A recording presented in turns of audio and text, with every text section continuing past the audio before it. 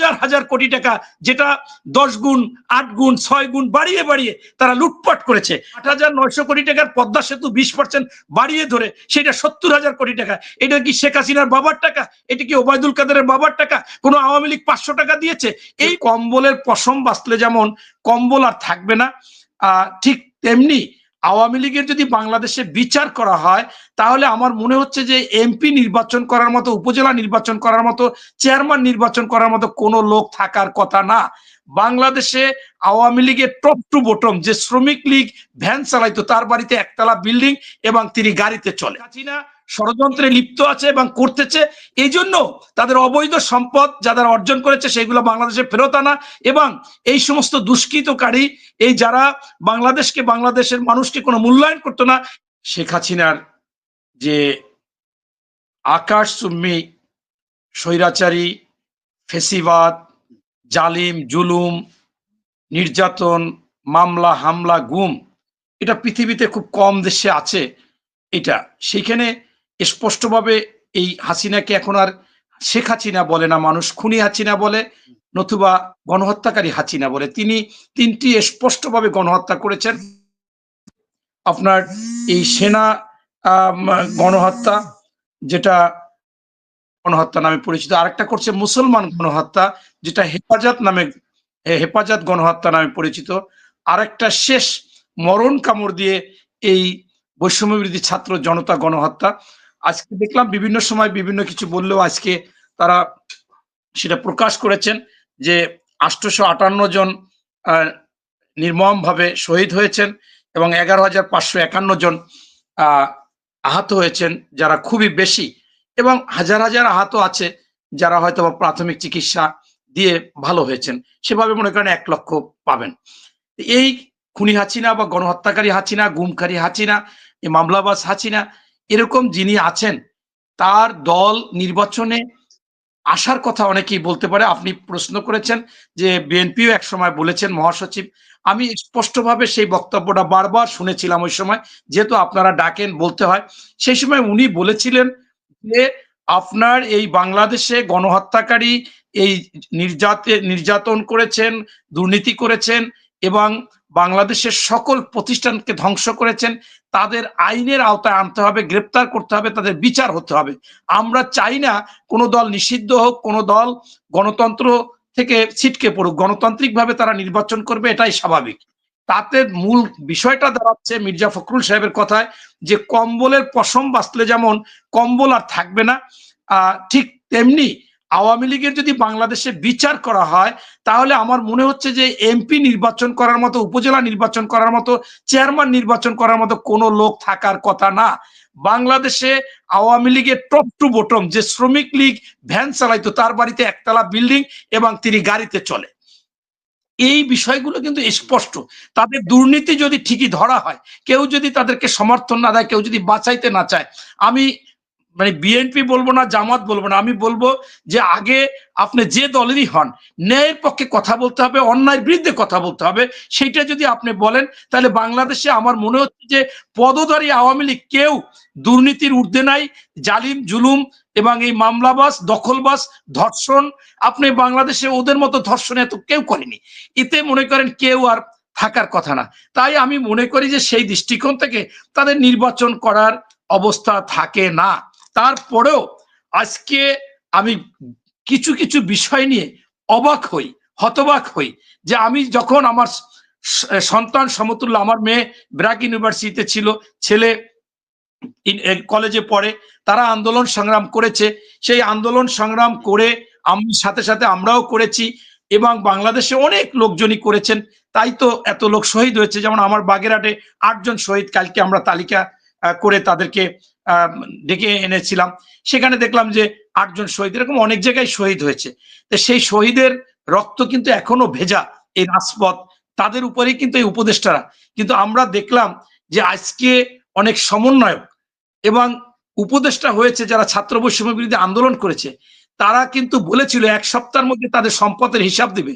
আজকে দেখি যে সকালে একটা গাড়ি চলে সমন্বয়করা, বিকেলে আরেকটা গাড়ি, একটা গাড়ির দাম 80 লাখ 85 লাখ। এই টাকা টাকা কিভাবে পেলো বা এই গাড়িটা কোথায় পেলো, কে গাড়িটা দিল, এই অল্প সময়ের মধ্যে এই রক্তে যে ভেজা সেইটার মধ্যে থেকে এরা বিভিন্ন জায়গায় যাচ্ছে, বিভিন্ন প্রোগ্রাম করছে, সেই টাকাটাও কোথা থেকে আসতেছে, এইটা কিন্তু আমাদের কাছে অবাক লাগে। এর মানেই হচ্ছে যে আপনি যখন কোনো অবৈধ কাজ করবেন, অবৈধ কাজ করলেই সেই সময় আপনার কিন্তু দেখা যাবে যে অনেককে অবৈধভাবে কিছু নিয়ে তাকে বৈধতা দিতে হবে। এখন এই যে যারা আজকে বিভিন্ন রকমের সুযোগ সুবিধা নিচ্ছে বা কোথায়, অবশ্যই যারা অবৈধ উপার্জনকারী আছে, যাদের টাকা পয়সা আছে, তারা অবশ্যই আওয়ামী লীগের এমপি, ব্যবসায়ী, বিজনেসম্যান, তাদের কাছ থেকে এই সুবিধাগুলো নিচ্ছে, নিয়ে তাদেরকে তারাও কাছাকাছি বৈধতায় নিয়ে আসতে চাচ্ছে। আমি অবাক হয়েছি যে বদিউল আলম মজুমদার সাহেব আমার সাথে একদিন প্রায় ৪৫ মিনিট আমি ওয়ান টু ওয়ান কথা বলেছিল, এবং সেই দিন অনেক কথা আমাকে জিজ্ঞাসা করেছিল যে আপনি যে রাজপথে এরকম সাহসী কথা বলেন, আপনার জোর কোথায়, এবং পরবর্তীতে আরো বলেছিল যে এরা তো মানুষের মধ্যে পড়ে না। এবং মোটামুটি ওনার একটা কথা হচ্ছে যে আওয়ামী লীগ কোনো দল হতে পারে না, আওয়ামী লীগ কোনো মানে তারা মানুষ কিনা সেটাও সন্দেহ, মানবিক মানুষ কিনা সেটা সন্দেহ, মুসলমান কিনা সেটা সন্দেহ।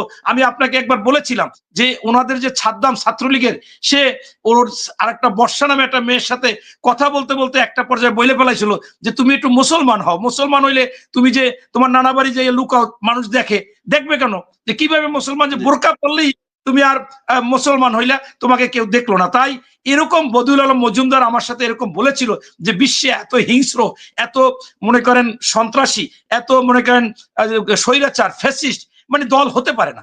সেইখানে উনি যখন বলে যে আওয়ামী লীগও নির্বাচন করতে পারবে, তবে আমি মনে করি যে উনি এটা একটা নিরপেক্ষ কথা বলেছে, গতানুগতিক কথা, এবং আপনার সাংবিধানিক কথা। এটা উনি একজন গণ্যমান্য ব্যক্তি এবং বিশেষ করে সুশীল সমাজের একজন ব্যক্তি, সুজনের সম্পাদক, সে হিসাবে উনি বলতে পারে যে সকলেরই নির্বাচন করার অধিকার আছে, সেখানে আওয়ামী লীগ বা অন্য সবাই করতে পারবে। কিন্তু আমরা চাচ্ছি যে বিচারটাও চাচ্ছি, যদি বিচার হয় তাহলে বাংলাদেশে আওয়ামী লীগ বলতে আর কোনো দল থাকতে পারে না, নির্বাচনমুখী কোনো ব্যক্তি থাকতে পারে না, প্রচারের জন্য কোনো ব্যক্তি থাকতে পারে না। সেইটাই যদি না থাকে তাহলে তো সেখানে তারা নির্বাচনও আসতে পারে না। তাই আমি মনে করি যে এদের বিচার দরকার শুধুমাত্র এই নির্বাচনের জন্য না, বা নির্বাচন থেকে তাদেরকে বাহিরে রাখার জন্য না, তাদের দরকার যে দেখেন এই শেখ হাসিনা যদি ভারতে না থাকতো তাহলে ভারতের সাথে এই বাংলাদেশের যে সম্পর্ক একে তলানি নিচে কেন, এটা একমাত্র এই শেখ হাসিনা ভারতে আছে বিদায় বিভিন্ন সময় মোদী সরকার সুবিধা নিচ্ছে, ভবিষ্যতেও নিতে চায়।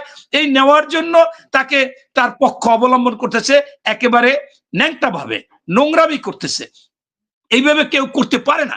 সেই জন্য মনে করেন এখন পর্যন্ত শেখ হাসিনা ষড়যন্ত্রে লিপ্ত আছে এবং করতেছে, এই জন্য তাদের অবৈধ সম্পদ যারা অর্জন করেছে সেগুলো বাংলাদেশে ফেরত আনা, এবং এই সমস্ত দুষ্কৃতকারী, এই যারা বাংলাদেশের মানুষকে কোনো মূল্যায়ন করতো না, একটা ব্যক্তি বা দল বা তাদের কিছু সংখ্যক আওয়ামী লীগের লোকজনকেই মূল্যায়ন করতো বা তাদের সুযোগ সুবিধা দিত, লুট করতো। এবং এটা আমি প্রায় বলি যে ৮,৯০০ কোটি টাকার পদ্মা সেতু ২০% বাড়িয়ে ধরে সেটা ৭০,০০০ কোটি টাকা, এটা কি শেখ হাসিনার বাবার টাকা? এটা কি ওবায়দুল কাদেরের বাবার টাকা? কোন আওয়ামী লীগ ৫০০ টাকা দিয়েছে? এইভাবেই হাজার হাজার কোটি টাকা, যেটা ১০ গুণ, ৮ গুণ, ৬ গুণ বাড়িয়ে বাড়িয়ে তারা লুটপাট করেছে। তাই তাদেরকে আইনের আওতায় আনলে বাংলাদেশের বিরুদ্ধে যে ষড়যন্ত্র হচ্ছে, ভারত যে মাঝে মাঝে হুঙ্কার দিচ্ছে, সেই হুঙ্কারও থাকবে না, কোনো ষড়যন্ত্র থাকবে না, এবং এই অবৈধ পয়সা যত সময় থাকবে এবং তাদের আইনের আওতায় যত সময় না আনা হবে তত সময় তারা এই মরণ কামড় দিবে এবং বাংলাদেশের ক্ষতি চাবে। কারণ বাংলাদেশের এই শেখ হাসিনা বা আওয়ামী লীগ তাদের স্বার্থটাই বেশি দেখেছিল, বাংলাদেশের জনগণের দেখেনি।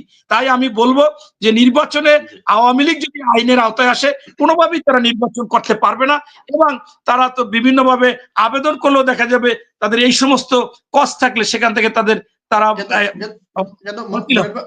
আওয়ামী লীগের বিচারের বিষয়টা যেটা আপনি বলেন, বিচারের আওতায় আনলে তাদেরকে খুঁজে পাওয়া যাবে না, কিন্তু বিভিন্ন জায়গায় যে রাজনৈতিক দলগুলো আওয়ামী লীগকে পুনর্বাসন করার সুযোগ করে দিচ্ছে সেই বিষয়টা নিয়ে আপনি কি বলবেন? বিএনপি সহ অনেক রাজনৈতিক দলগুলো আওয়ামী লীগের নেতা কর্মীদের পুনর্বাসনের সুযোগ দিচ্ছেন, এটা নিয়ে আপনার মন্তব্য কি? আমি সেটা আগেই বলেছিলাম যে একজন রাজনীতি ব্যক্তির পরিচয় হবে অন্যায়ের প্রতিবাদ করতে হবে এবং অন্যায়ের পক্ষে থাকবে না।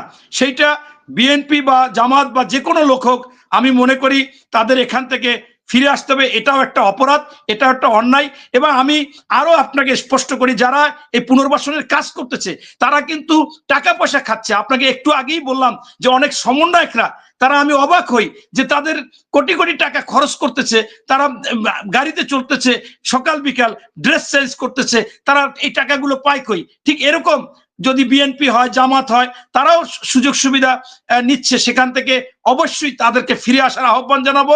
এবং পাশাপাশি এই বর্তমান অন্তর্বর্তীকালীন সরকারকে বলবো যে এইরকম অন্যায়কারীকে পুনর্বাসন করলে আপনারা অন্যায়ের বিচার করবেন, যারা সমর্থন দেবে তাদেরকেও দরকার হলে আইনের আওতায় আনতে হবে।